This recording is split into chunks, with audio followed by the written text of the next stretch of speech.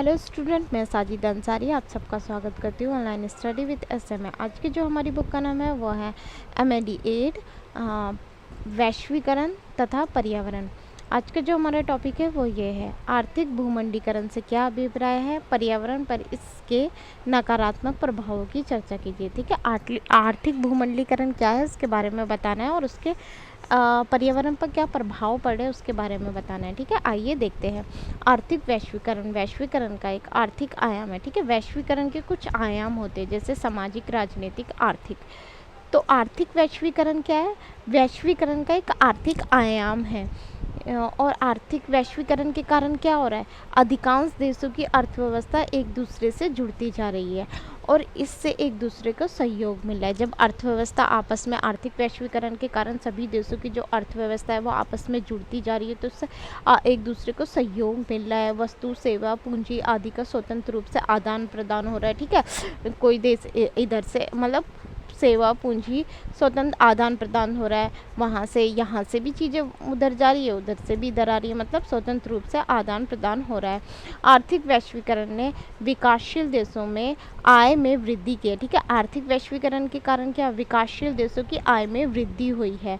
ठीक है, विकसित देश थे वो तो आत्मनिर्भर थे, उनके पास धनी थे, वो तो आत्मनिर्भर थे, उनकी अर्थव्यवस्था मजबूत थी, परंतु विकासशील देशों की नहीं थी। और आर्थिक वैश्वीकरण के कारण क्या हुआ है? विकासशील देशों की भी आय में वृद्धि हुई है, उनका भी आर्थिक विकास हुआ है। विकसित देशों में उपभोक्ता मूल्यों में कमी आई है और विकसित देशों में क्या हुआ है? उपभोक्ता के जो मूल्य थे उसमें कमी आई है। ये विकसित और विकासशील देशों के बीच शक्ति संतुलन को भी बदला है।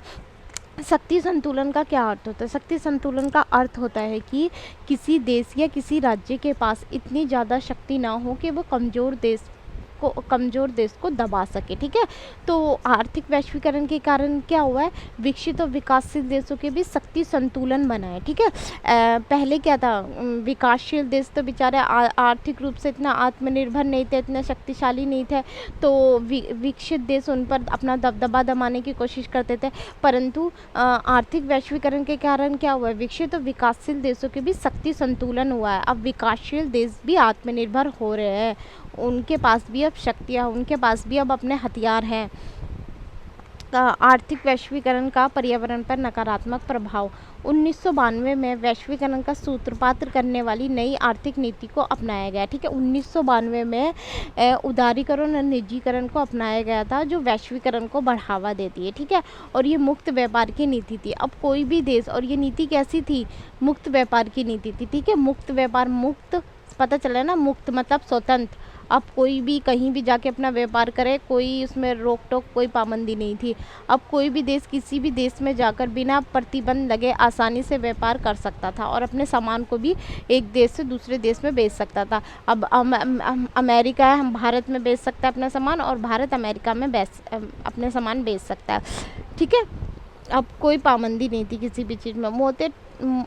मोटे तौर पर आर्थिक वैश्वीकरण के निम्नलिखित प्रभाव है। अर्थव्यवस्था का तेजी से विकास करने के लिए बुनियादी ढांचे और संसाधनों के दोहन की क्षमता में इजाफा जरूरी था। कहने का मतलब ये है कि अर्थव्यवस्था का बहुत तेज़ी से अगर हमें विकास करना है, बुनियादी ढांचे का निर्माण करना है।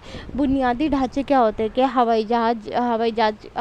हवाई अड्डे हो गए, और ये क्या बोलते हैं उसे, सड़क हो गई, पुल हो गए, हाईवे हो गए, इन सब का ये बुनियादी अस्पताल हो गए, अस्पताल, स्कूल, ये सब बुनियादी ढांचे हैं। तो इनका जो हमें निर्माण करने के लिए तो संसाधनों के दोहन बहुत ज़्यादा हो रहा है। अगर हमें अर्थव्यवस्था में तेज़ी करनी है, बुनियादी ढांचों का निर्माण करना है तो संसाधनों का बहुत ज़्यादा दोहन हो रहा है। क्यों हो रहा है? क्योंकि बुनियादी ढांचे की जो परियोजनाएं हमें क्या करना है, जैसे हवाई अड्डे और ये हाईवे, स्कूल, ये इन सारी चीज़ों का अगर हमें निर्माण करना है तो उसके लिए हमें भूमि चाहिए होगी। भूमि के लिए हम बंजर भूमि कर रहे हैं, उपजाऊ जो भूमि है उसे हम बंजर बना रहे हैं। इन सारी चीज़ों का परियोजनाओं में लगा रहे हैं और क्या बोलते हैं उसे,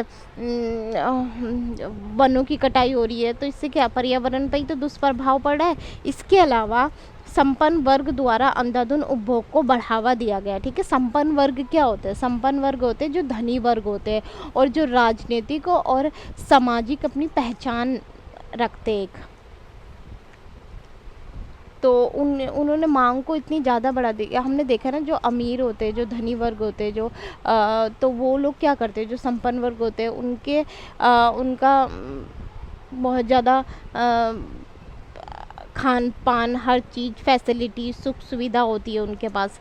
संपन्न वर्ग, जब धनी वर्ग है, उनके पास खूब सारा पैसा है, तो उनके पास हर चीज़ की सुख सुविधा, एसी, हर चीज़ की सुख सुविधा मिलेगी। ठीक है, उन्होंने क्या किया, मांग को इतना ज़्यादा बढ़ा दिया है ना, और उन्हें इस बात का भी नहीं पता है कि वो मांग हमारे लिए जायज़ है, यानी मतलब हमारे लिए ज़रूरी है, या हमारी इसकी इच्छा है।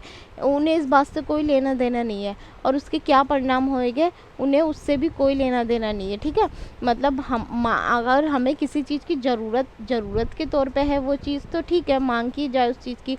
और अगर जो वो सिर्फ हमारी इच्छा के लिए होता है ना, जो क्या बोलते हैं उसे, जो संपन्न वर्ग होते हैं, बहुत सारी वैरायटी होती है, हर चीज़ में बहुत सुख सुविधा, आराम, ऐशो आराम की ज़िंदगी जीते हैं, तो इन सारी जो इन्होंने क्या किया, मांग को बहुत ज़्यादा बढ़ावा दिया है उससे। और उन्हें ये भी नहीं पता है कि ये मांग हमारे लिए ज़रूरी है या हमारी इच्छा है इसे, नहीं, इससे और इसके क्या परिणाम होंगे पर्यावरण पर, इसके क्या दुष्परिणाम पड़ रहे, इससे उन्हें कोई लेना देना नहीं है।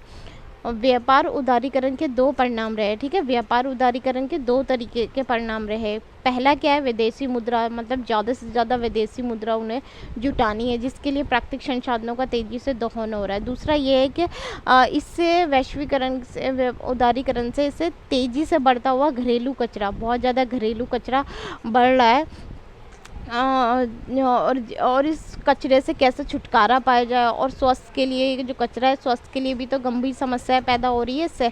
तो ये सारी चीज़ें हैं, और पर्यावरण मानकों व नियमों में ढील दे दी गई है। ठीक है, इसके वैश्वीकरण के कारण क्या हुआ है, पर्यावरण के जो मानक है, मतलब जो पर्यावरण को ध्यान में रख के चीज़ें होनी चाहिए, पर्यावरण को किसी भी प्रकार का नुकसान नहीं पहुंचना चाहिए, वो उस बात का कोई ध्यान ही नहीं रख रहा है, और उन नियमों में ढील दे दी गई है, उनका उल्लंघन कर रहे हैं, वो नज़रअंदाज कर रहे हैं, ताकि देसी और विदेशी दोनों तरह की कंपनियों को निवेश के लिए अनुकूल माहौल मिल सके। ठीक है, विदेशी कंपनी हो या देसी कंपनी हो, निवेश करने के लिए उन्हें एक सही माहौल मिल सके, वो आराम से अपना काम करते रहे, उन्हें कोई दिक्कत परेशानी ना हो, पर्यावरण जाए भाड़ में, कुछ भी मतलब पर्यावरण को नुकसान हो रहा है, उनके नियमों का उल्लंघन हो रहा है, उन्हें इस बात से कोई लेना देना नहीं है।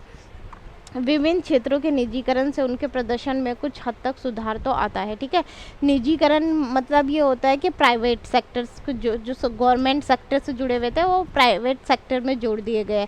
तो उससे क्या होता है, उनके प्रदर्शन, यानी मतलब उनके तरीक़ों में, काम करने के तरीक़ों में कुछ हद तक सुधार तो आता है, लेकिन ये व्यवस्था पर्यावरणीय मानकों की अवहेलना या उसमें ढील को भी बेलगाम छूट दे देती है। ठीक है, परंतु ये लोग ना, उनके, हालांकि उनके उसमें प्रदर्शन में काम करने के तरीके में सुधार आता है, परंतु वो पर्यावरणीय मानकों की अवहेलना करते। ठीक है, उनके नियमों को, पर्यावरण को ध्यान में रखकर अपना काम नहीं करते, उनके नियमों का उल्लंघन करते हैं, और उन्हें इस चीज़ से कोई लेना देना नहीं है। 80 के दशक में जब दक्षिण के देशों पर आर्थिक वैश्वीकरण थोपे जाने लगा, विकासशील देश होते हैं, ठीक है, दक्षिण के देश जो होते हैं विकासशील देश होते हैं, भारत, पाकिस्तान, ठीक है, चीन, ये सब जो नीचे विकासशील देश है वो दक्षिण के देश होते हैं।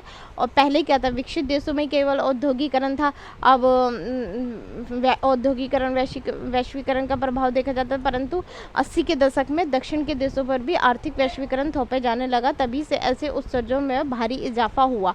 तभी से क्या हुआ, जब औद्योगिकरण, वैश्वीकरण होने लगा तो बहुत ज़्यादा उत्सर्जनों में बहुत ज़्यादा भारी इजाफा हुआ, जिससे क्या था, धरती का तापमान बढ़ने लगा, और वायुमंडल परिवर्तन के लिए जिम्मेदार है। जो वायुमंडल में जो इतने ज़्यादा परिवर्तन हो रहे, बेमौसम बारिश हो रही है, हिम जो पिघल रहे, ये सारे इसी का परिणाम है। फलस्वरूप आने वाले समय में भारत को कई तरह के दुष्परिणामों का सामना करना पड़ेगा। 22वीं शताब्दी के शुरुआत तक समुद्री जल स्तर में 1 मीटर तक इजाफा हो चुका होगा। ठीक है, यह अनुमान लगाया जा रहा है कि 22वीं शताब्दी के शुरुआत में समुद्र का जो जल स्तर है वो काफ़ी बढ़ चुका होगा, क्योंकि जलवायु परिवर्तन मतलब गर्मी, पृथ्वी का जो तापमान है इतना ज़्यादा बढ़ गया। तापमान बढ़ने से जो वो होते हैं, हिम होते हैं, वो पिघल रहे, जिससे क्या, समुद्र का जल स्तर जो है वो ऊपर हो रहा है, वो बढ़ रहा है, और जिससे बाढ़ आने की संभावनाएँ बहुत ज़्यादा बनी रहती है। और इससे 70 लाख से ज़्यादा लोग विस्थापित हो गए, ठीक है। एक विस्थापित मतलब एक स्थान से दूसरे स्थान उन्हें जाना पड़ेगा, क्योंकि बाढ़ की संभावना बन जाती है। अब समुद्र का जल स्तर बढ़ेगा, पानी का बहाव ज़्यादा होगा, तो वहाँ पर बाढ़ आएगी, लोगों को बहुत ज़्यादा हानि होगी। पिछले 2-1 दशकों के दौरान नए बुनियादी ढांचे जैसे हाईवे, बंदरगाह, हवाई अड्डे, शहरी बुनियादी ढांचा और बिजलीघर आदि के निर्माण में बेतहासा इजाफा हुआ है। 2 दशकों के दौरान ये देखा गया है कि बहुत ज़्यादा हाईवे बनने, बंदरगाह और हवाई अड्डों का बहुत ज़्यादा निर्माण हो रहा है। तो इन सारी परियोजनाओं के लिए बहुत सारी ज़मीन चाहिए होती है, ठीक है। और तो ऐसी ज़्यादातर ज़मीन जो होती है वो जंगल व तटों जैसे प्राकृतिक इलाकों या खेती व चारागाह की होती है, ये सारी जो। तो इसके लिए उन्हें क्या करना पड़ता है, जंगल को काटा जाता है, प्राकृतिक इलाकों को नष्ट कर दिया जाता है, तो उससे हमारे प्रकृति पर ही तो दुष्प्रभाव पड़ रहा है। आज का हमारा टॉपिक यहीं समाप्त होता है। अगर आपको हमारी वीडियो अच्छी लगे तो please like, share and subscribe जरूर करें। Thank you.